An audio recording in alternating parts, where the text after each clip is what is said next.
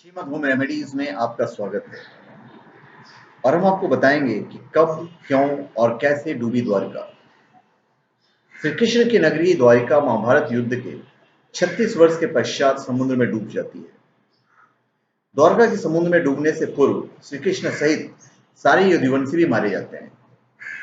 समस्त यदुवंशियों के मारे जाने और द्वारका के समुद्र में विलीन होने के पीछे मुख्य रूप से दो घटनाएं जिम्मेदार हैं।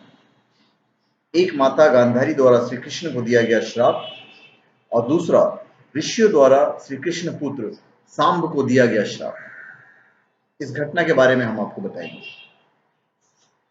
गांधारी ने कृष्ण को यदुवंश के नाश का श्राप दिया था। महाभारत युद्ध की समाप्ति के बाद जब युधिष्ठिर का राजतिलक हो रहा था, तब कौरवों की माता गांधारी ने महाभारत युद्ध के लिए श्री कृष्ण को दोषी ठहराते हुए श्राप दिया कि जिस प्रकार कौरवों के वंश का नाश हुआ है, ठीक उसी प्रकार यदुवंश का भी नाश होगा। फिर ऋषियों ने सांब को श्राप दिया। महाभारत युद्ध के बाद जब 36वां वर्ष आरंभ हुआ तो तरह तरह के अपशकुन होने लगे। एक दिन महर्षि विश्वामित्र, कणव, देवऋषि नारद आदि द्वारका गए। वहां यादव कुल के कुछ नवयुवकों ने उनके साथ परिहास करने का सोचा। वे श्री कृष्ण के पुत्र सांब को स्त्री वेश में ऋषियों के पास ले गए और कहा कि स्त्री गर्भवती है, इसके गर्भ से क्या उत्पन्न होगा। ऋषियों ने जब देखा कि युवक हमारा अपमान कर रहे हैं तो क्रोधित होकर उन्हें श्राप दिया। श्री कृष्ण का यह पुत्र वृष्णि और अन्य कमनसी पुरुष का नाश करने के लिए एक लोहे का मुसल उत्पन्न करेगा, जिसके द्वारा तुम जैसे क्रूर और क्रोधी लोग अपने समस्त कुल का संहार करोगे। उस मुसल के प्रभाव से केवल श्री कृष्ण और बलराम ही बच पाएंगे। श्री कृष्ण को जब यह बात पता चली तो उन्होंने कहा कि यह बात अवश्य सत्य होगी। मुनियों के श्राप के प्रभाव से दूसरे दिन ही सांब ने मूसल उत्पन्न किया। जब वह बात राजा उग्रसेन को पता चली तो उन्होंने उस मूसल को चुराकर समुद्र में डलवा दिया। इसके बाद राजा उग्रसेन व श्री कृष्ण ने नगर में घोषणा करवा दी कि आज से कोई भी वृष्णि व अंधक वंशी अपने घर में मदिरा तैयार नहीं करेगा। जो भी व्यक्ति छिपकर मदिरा तैयार करेगा उसे मृत्यु दंड दिया जाएगा। घोषणा सुनकर द्वारका वासियों ने मदिरा नहीं बनाने का निश्चय किया और द्वारका में होने लगे थे भयंकर अपशकुन। इसके बाद द्वारका में भयंकर अपशकुन होने लगा। प्रतिदिन आंधी चलने लगी। चूहे इतने बढ़ गए कि मार्गों में मनुष्यों से ज्यादा चूहे दिखाई देने लगे। वे रात में सोते हुए मनुष्यों के बाल और नाखून कुतर कर खा जाया करते थे। सारस उल्लुओं की ओर और बकरे गीदड़ों की आवाज निकालने लगे। गायों के पेट से अजीब अजीब चीजें निकलने लगी। तो तब सारी चीजें उल्टी पुल्टी हो रही थी। उस समय यदुवंशियों को पाप करते हुए शर्म नहीं आती थी। जब श्री कृष्ण नगर में होते हुए इन अपशकुनों को देखा तो उन्होंने सोचा कि कौरवों की माता गांधारी का श्राप सत्य होने का समय आ गया है। इन अपशकुनों को देखकर तथा पक्ष के 13वें दिन अमावस्या का संयोग जानकर श्री कृष्ण काल की अवस्था पर विचार करने लगे। उन्होंने देखा कि समय वैसा ही योग बन रहा है जैसा महाभारत के युद्ध के समय बना था। गांधारी के श्राप को सत्य करने के उद्देश्य से श्री कृष्ण ने यदुवंशियों को तीर्थ यात्रा करने की आज्ञा दी। श्री कृष्ण की आज्ञा से सभी राजवंशी समुद्र के तट पर प्रभास से तीर्थ आकर निवास करने लगे। प्रभास तीर्थ में रहते हुए एक दिन जब अंधक व वृष्णि वंशी आपस में बात कर रहे थे, तभी सात्विकी ने आवेश में आकर कृतवर्मा का उपहास और अनादर कर दिया। कृतवर्मा ने भी कुछ ऐसे शब्द कहे कि सात्विकी को क्रोध आ गया और उसने कृतवर्मा का वध कर दिया। यह देख अंधक वंशियों ने सात्विकी को घेर लिया और हमला कर दिया। सात्विकी को अकेला देख श्री कृष्ण के पुत्र प्रद्युम्न ने उसे बचाने दौड़े। सात्विकी और प्रद्युम्न अकेले ही अंधक वंशियों से भिड़ गए, परंतु संख्या में अधिक होने के कारण वे अंधक वंशियों को पराजित नहीं कर पाए और अंत में उनके हाथों से मारे गए। अपने पुत्र और सात्विकी की मृत्यु से क्रोधित होकर श्री कृष्ण ने एक मुट्ठी एरका घास उखाड़ ली। हाथ में आते ही वह घास वज्र के समान भयंकर लोहे का मूसल बन गया। उस मूसल से कृष्ण सभी का वध करने लगे। जो कोई भी वह घास उखाड़ता वो भयंकर मूसल में बदल जाती। ऐसा ऋषियों के श्राप के कारण हुआ था। उन मूसलों के एक ही प्रहार से प्राण निकल जाते थे। उस समय काल के प्रभाव से अंधक, भोज, शिनी, ऋषि वंश के वीर मूसलों से एक दूसरे से का वध करने लगे। यदुवंशी भी आपस में लड़ते हुए मरने लगे। श्री कृष्ण के देखते ही देखते साम, चारुदेशन, अनिरुद्ध और गद की मृत्यु हो गई।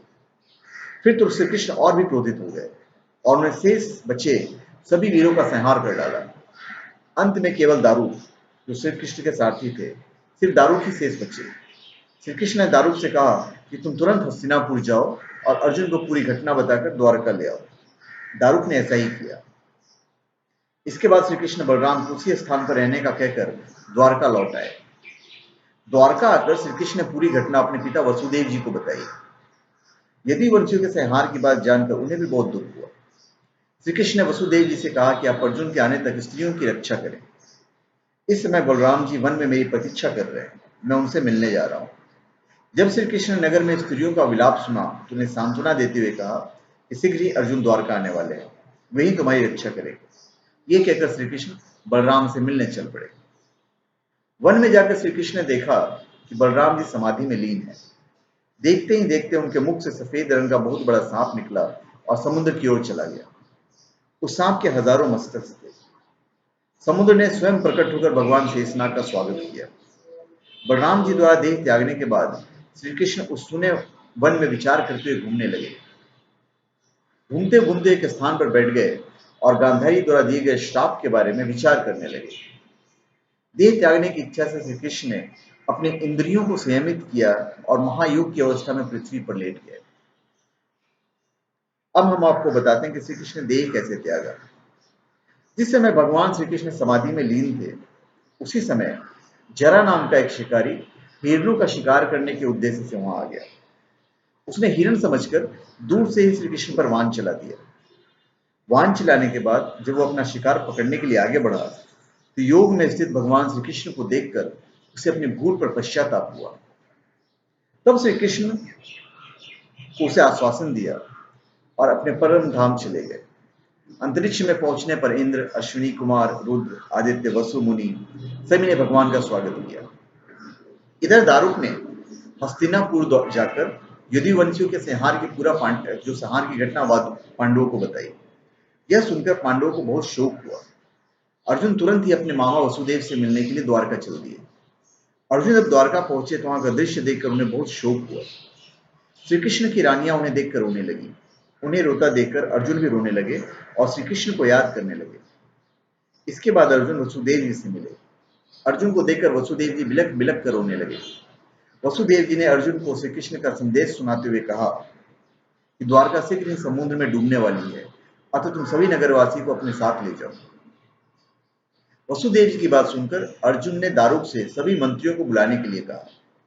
मंत्रियों के आते ही अर्जुन ने कहा कि मैं सभी नगरवासियों को यहाँ से इंद्रप्रस्थ ले जाऊंगा, क्योंकि शीघ्र ही इस नगर को समुद्र डुबा देगा।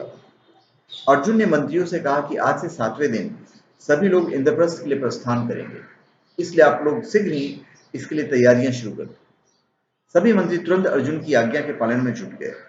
अर्जुन ने वह रात श्री कृष्ण के महल में ही बिताई। अगली सुबह श्री कृष्ण के पिता वसुदेव जी ने प्राण त्याग दिए। अर्जुन ने विधि विधान से उनका अंतिम संस्कार किया। वसुदेव जी की पत्नी देवकी, भद्रा, रोहिणी और मदिरा भी चिता में बैठकर सती हो गई। इसके बाद अर्जुन ने प्रभास तीर्थ में मारे गए समस्त यदुवंशियों का अंतिम संस्कार किया। 7वें दिन अर्जुन श्री कृष्ण के परिजनों तथा सभी नगरवासियों को साथ लेकर इंद्रप्रस्थ की ओर चल दिए। उन सभी के जाते ही द्वारका नगरी समुद्र में डूब गई। यह देखकर सभी को बड़ा आश्चर्य हुआ। तो ये था कि द्वारका कब, कैसे और क्यों समुद्र में डूब गई। अगर आपको किसी तरह की जानकारी चाहिए तो आप हमारे चैनल का जो वीडियो है उसके नीचे जो कमेंट बॉक्स होता है वहाँ पे कमेंट कीजिए। अगर उस चीज़ की मुझे जानकारी है तो मैं यथासंभव कोशिश करूँगा कि मैं आपको वो जानकारी दे पाऊँ वीडियो के जरिए। अगर आपको हमारा कोई भी वीडियो अच्छा लगता है तो मेरी आपसे आग्रह है कि आप उस वीडियो को शेयर कीजिए, ताकि जो ज्ञान हमारे द्वारा आप तक पहुँच रहा है वो ज्ञान आपके द्वारा किसी और तक पहुँचे। आप वीडियो को लाइक कर सकते हैं अगर आपको अच्छा लगा तो, और अगर अच्छा नहीं लगा तो डिसलाइक करने का आपको पूरा अधिकार है। तो आप हमारे चैनल पे सब्सक्राइब करें और अपने कमेंट दीजिए। धन्यवाद।